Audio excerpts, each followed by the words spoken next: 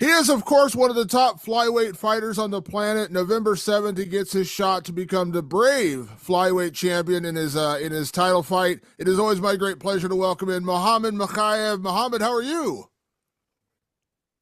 I'm good. I'm good. Just back from circuit training. Thank you for having me on your podcast or for the Absolutely. interview. Absolutely. Yeah. So you've been busy. You did karate combat. You've had a couple of fights in Brave. So did you kind of see this title fight coming? Like it seemed like the perfect time. Brave 100, huge show.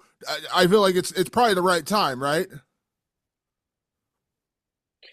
I think it's written for me to become Brave champion. It was felt weird leaving Brave, going to UFC.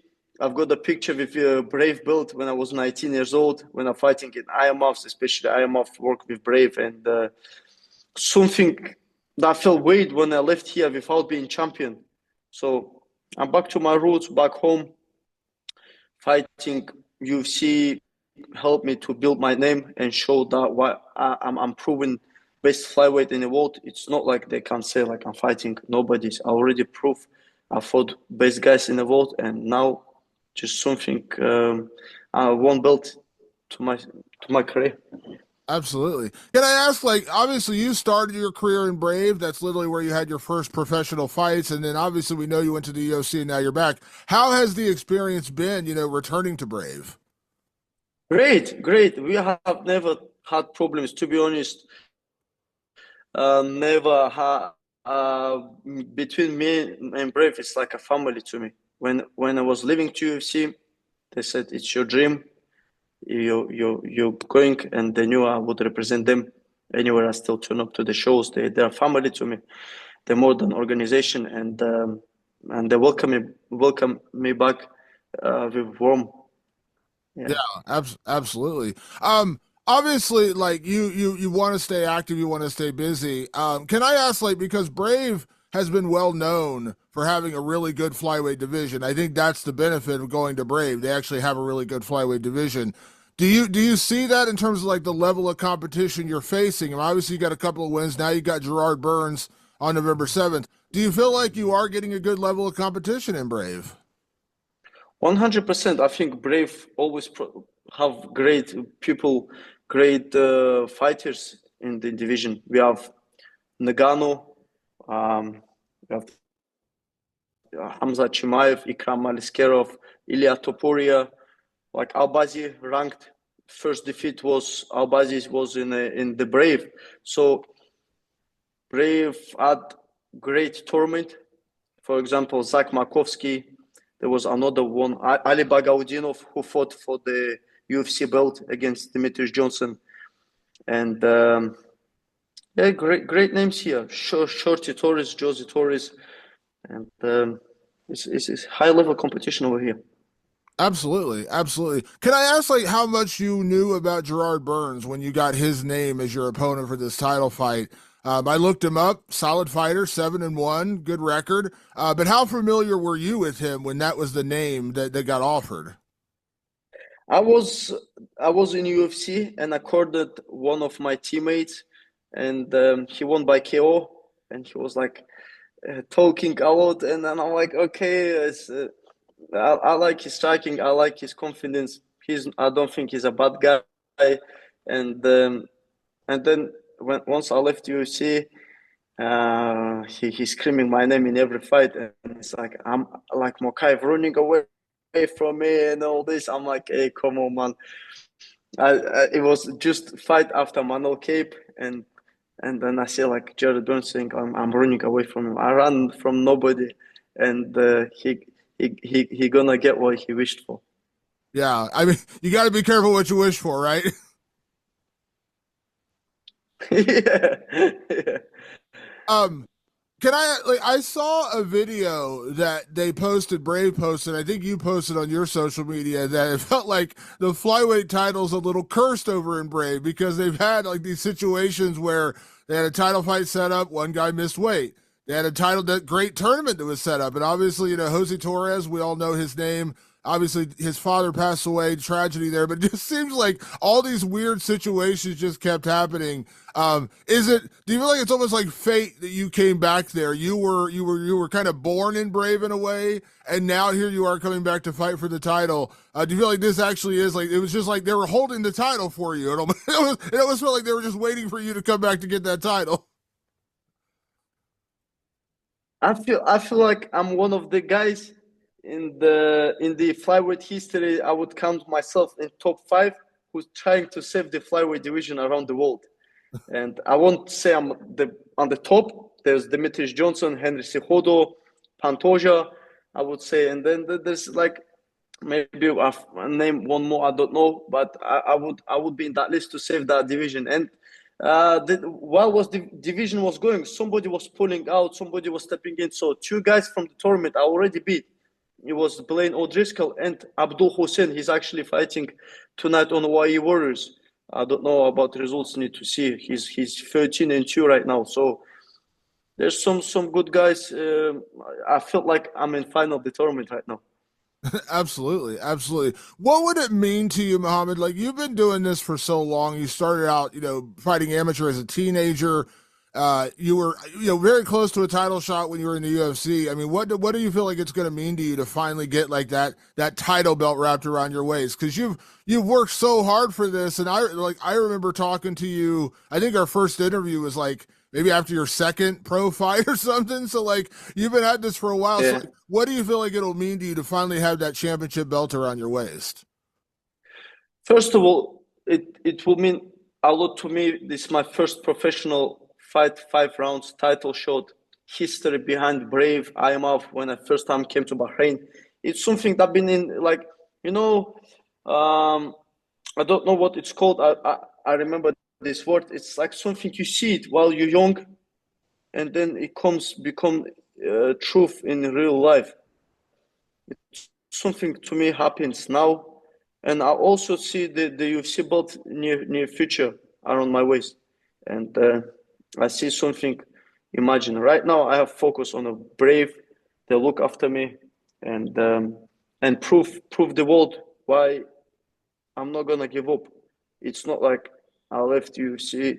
I mean, they didn't renew my contract, and I'm just hanging around somewhere. I'm fighting against the best in the world, and like Dana said, he can be champion somewhere else. It's not somewhere else. It's one of the best leagues in the world. Absolutely. Can I ask you, Muhammad? Like, and I'm not. Listen, I don't. I'm not a matchmaker. I haven't negotiated a contract with you, but we've done a lot of interviews. I've known your managers in the past, and I mean this as a compliment. You're always an incredibly nice guy. You've always been a very humble guy and a very a hard worker. I mean, obviously, just getting to where you're at, living Dagestan, going to the UK. You've gone through a lot in your life, but does it upset you at all that like you suddenly had this reputation that you were like hard to deal with or a bad guy to deal with? And I know that's just part of the narrative of when you left the UFC. Dana White said, the matchmakers, were angry or they didn't like dealing with you. Like, because I don't know, maybe you are, maybe you're a totally different person in private, but like you always seemed like a really nice, humble guy. Do you feel like you kind of got a bad reputation for something maybe that was just like, I don't know, maybe overblown or just, we made too much out of it? You know what? You got me upset. If you do something like wrong, you don't get upset. You get what you deserve. But when you don't do something, what you've done, what you've been showed on the media as a bad guy, that was what got me upset. To be honest, that's what me go. I don't care about like these contracts about anything, but something not true cannot come out like this and ruin somebody's reputation. If I'm a bad guy, if I'm hard to deal with, you don't keep guy for 7 fights in your organizations. You kick him out straight away. I've been renewed contract in UFC twice while I was there, with better purse, of course. If I'm a bad guy, straight away you kick him out. That's how it works. If I'm a bad guy, Brave will never bring me back to organization, especially like uh, like when PFL said we don't want him, and then Brave also could say we don't want him. Put the name up there, like for example, PFL said we don't want him, but at the same time, it wasn't true. I got message from PFL too. They offered me deal. They actually offered me to fight Pachi Mix for the belt. They offered me step in the Grand Prix on short time notice, 10 days. I accepted, but I couldn't get the visa, working visa on right time. So that what got me upset that I haven't done something that they should put me on the media as a bad guy. Yeah. Can I ask, like, because I know, like, on Twitter, and I know you see it, like, a lot of people, a lot of fans say, you need to be back in the UFC, you should be in the UFC. And when you look at the flyweight division, they need a guy like you in the UFC because Pantoja's been a great champion. I don't think anyone's going to deny that. Pantoja's been a great champion. Do you appreciate that so many fans have been on your side to say, we want Muhammad Mokaev back? We need Muhammad Mokaev back. Like, it feels like, in a weird way, you leaving the UFC has kind of made you a more popular fighter because a lot of people are saying, like, we need him back.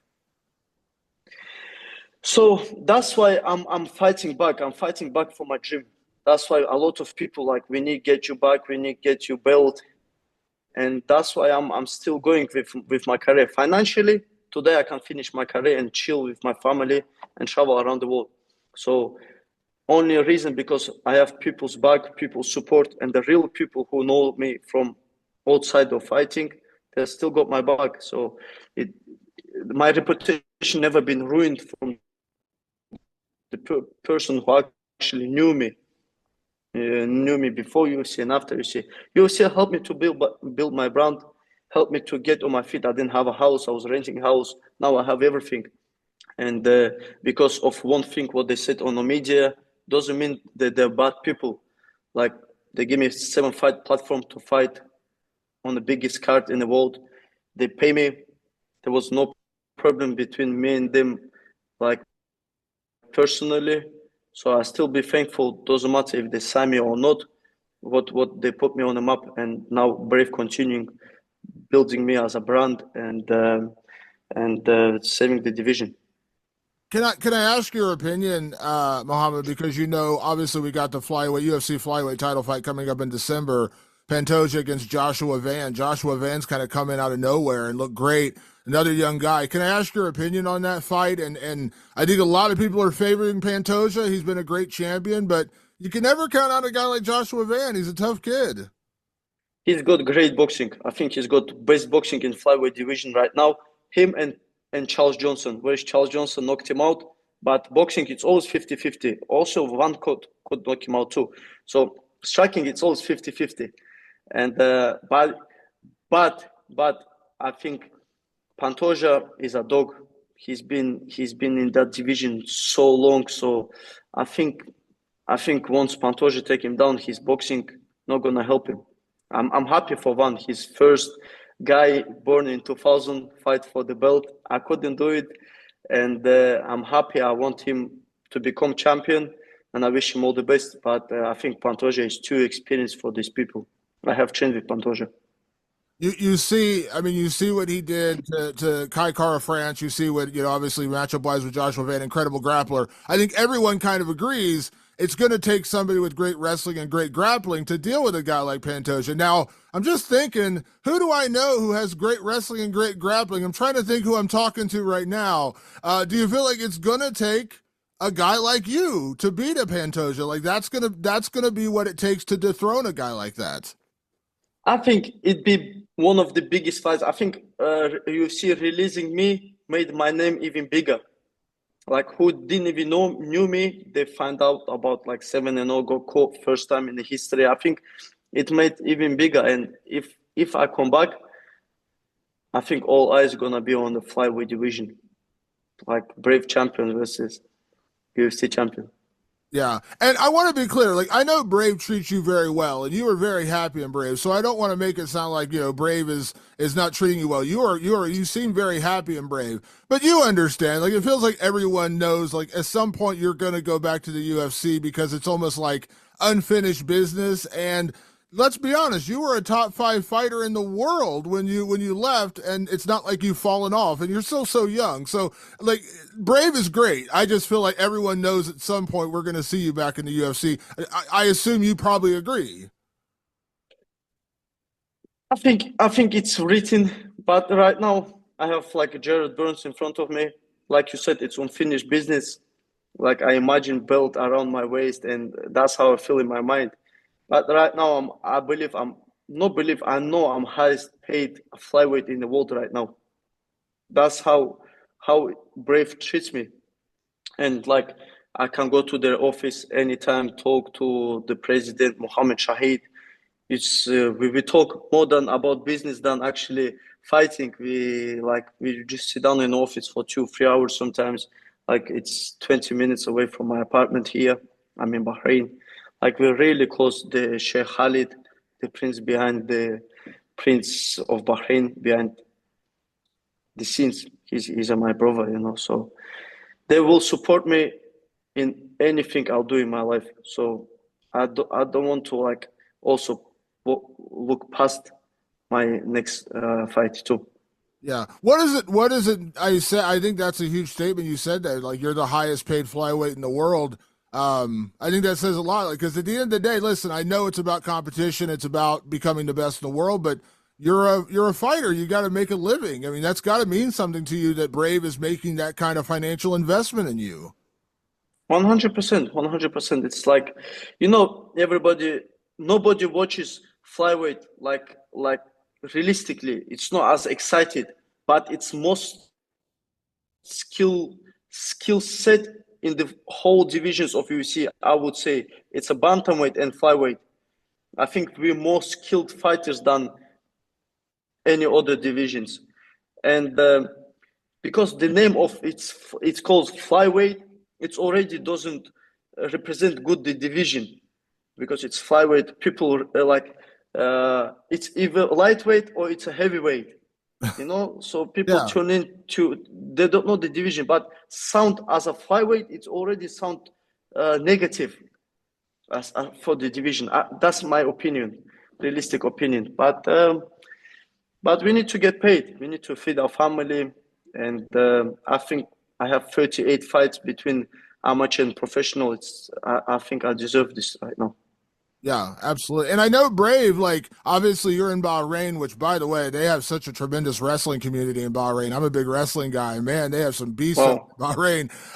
But Brave is also traveling. Like Brave goes out. Like it's not just like they're not in one location. I know they've gone a lot of different locations, so I'm sure that's part of the excitement too, is you do still get to go to a lot of different places. Yes, we do comes together. So they have Olympic champion right now, and also like there's as you're a wrestling fan, there's a RAF event gonna be in America. You see this new league, wrestling league, RAF Yeah. Yeah. in American. So I might wrestle there. So I'm just waiting for opponent, and I actually competed in wrestling in August against ACA guy from ACA. He was 4-0, Anis Yakubov, and I just want to test myself in the grappling wrestling. Just stay in the media, and just my sport is wrestling, so I just like to compete. Ahmed Tazudinov, that guy's a monster. He is out of Bahrain. That guy is a freaking monster. Yeah, he's great. He's first Olympic champion for Bahrain, and we have great team over here. Great team. Yeah. So you plan on doing the real American freestyle, coming back to America and doing a wrestling match. Yes, they have an event in December, so I'm just waiting for to opponent to see who is there. Yeah. And listen, you did karate combat, great knockout over there. Do you appreciate that Brave, while obviously that is your priority, they allow you to do these things? Because let's be honest, you may not be able to allow to do that in the UFC. Like you're able to do karate combat, you're doing this real American freestyle. Like, do you appreciate that Brave lets you kind of do other things? 100%. That's why my relationship with them will be like loyal forever, forever. Like I, these people do everything to me. It's from a legal wise, like anything I need, I just send a message. They help me, like my stuff, my visa, my family's visa, anything I need to help. They have office and they have a lot of people to help me with. So that's how they're more modern organization to me. Absolutely. Well, Muhammad, I'm glad you're. Like I said, I think it was just a matter of time before you got this title fight in Brave. But I'm glad it's having a huge event, Brave 100, which is going to be awesome, November 7th. And Real American Freestyle December, and I still think you are destined to become a UFC champion. Maybe it's going to be a year from now, year and a half from now, whatever it is. I think your destiny is to come back. But for now, I love that you're doing what you're doing in Brave. Obviously, have a great rest of your training camp. Can't wait to see you back in action on November 7th. And thank you so much for the time. You know I always appreciate it. I appreciate it. I appreciate it. Good to see you, brother.